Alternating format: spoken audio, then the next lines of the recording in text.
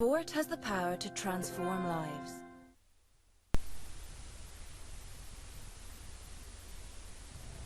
Hello, I'm Mark Wolfgram. I'm the Regional Athletic Director for Region 4 Fox Valley.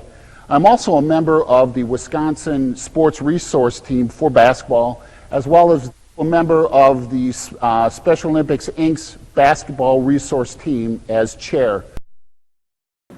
Simple layout of that. Of course, you've got the one with, the meter up for the box for that. Here is the 3-meter box that they stand in for that. So what we'll do is, again, outside of the box, we will have an extra basketball. Normally, we have enough volunteers, one may just hold it, and it's less important for where that extra basketball is for the wall pass than it is for the other two.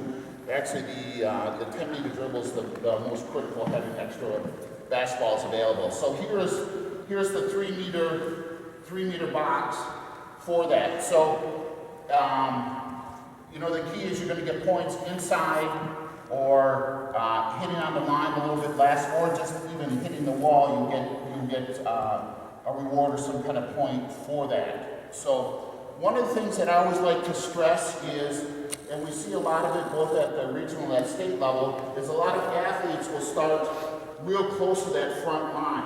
All right. The problem we have when that is done, and we see it a lot, is they're stepping on or over as they're making that pass. If that happens, they're not going to get any points whatsoever for that. So I always recommend start working from it, have them face out and take one step back for that, because that gives them the room to make that, and they're not running into any issues of stepping on or over that line. So, and remember, it's a big box. So, the other thing to remember is when it hits the wall, you get the point by cleanly getting that rebound. Now, remember, you do not have to catch it on the fly. All right, if the ball gets there, and you'll see this some with our wheelchair walkers, we have all of that within skills. If it just gets there, as long as they get it within that box, if it's rolling to them and they cleanly pick it up, they're going to get a point for that. But if it comes back and they fumble or whatever, if they happen to drop it picking up, they won't get that point for that. So they don't necessarily, it doesn't have to be on the fly or 3 bounces or whatever. As long as it comes back to them and they catch it in the box, they're going to get that point. So if it's just rolling, they can move up. Even if it's stopped and they pick it up cleanly, they're going to get that point for that. Does that make sense? So what we see is a lot of them, if they get too close, and it becomes a reaction time as well. So if they back, it gives them a little bit of time.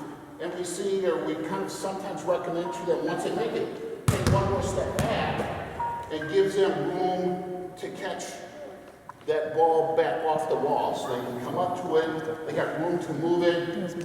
We do have some issues where they keep backing up and outside the box. If that happens again, they won't get that point for it, but it's 3 meters, so it's fairly large, right? And it's just 5 passes. Right, and they'll gather the points. We did include in your rules, you'll see the scorecards that we use for this. So what we also recommend is making copies of that rules card, or the scorecards, and using those during your practices. It'll help kind of track how they're doing, how they're progressing.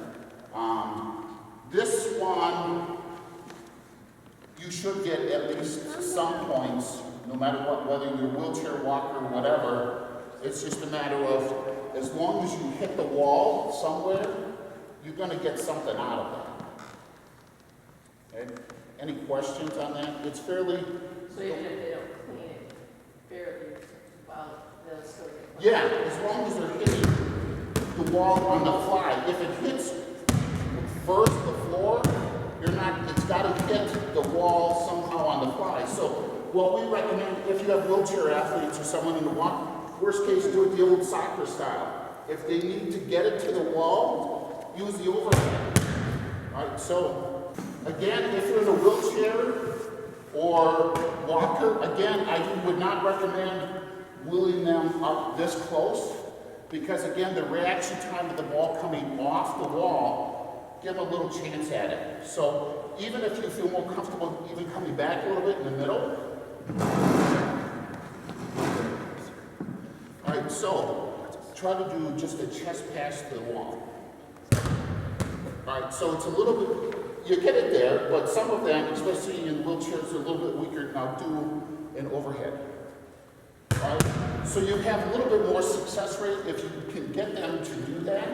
At least worst case, hit somewhere on the wall for that. So what I still recommend for those in wheelchair, walkers, canes, again, coming back more in the middle, gives them an opportunity to at least get a chance, all right? So, thank you. Any questions? It's fairly, the wall pass is fairly easy, cut and dry.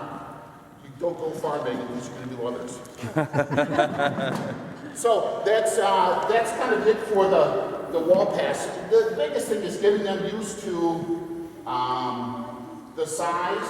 I always kind of, if you can, say, find out, where the square is, turn around one step, and trying to making sure that another technique is in the middle. If you can put your arms out and making sure that neither side is touching the side, so you know you're fairly close to the center.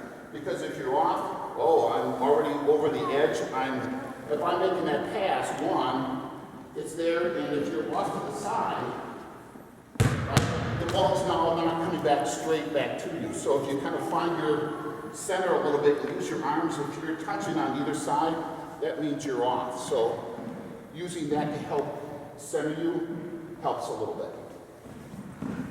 Make sense? Clear as mud? Okay.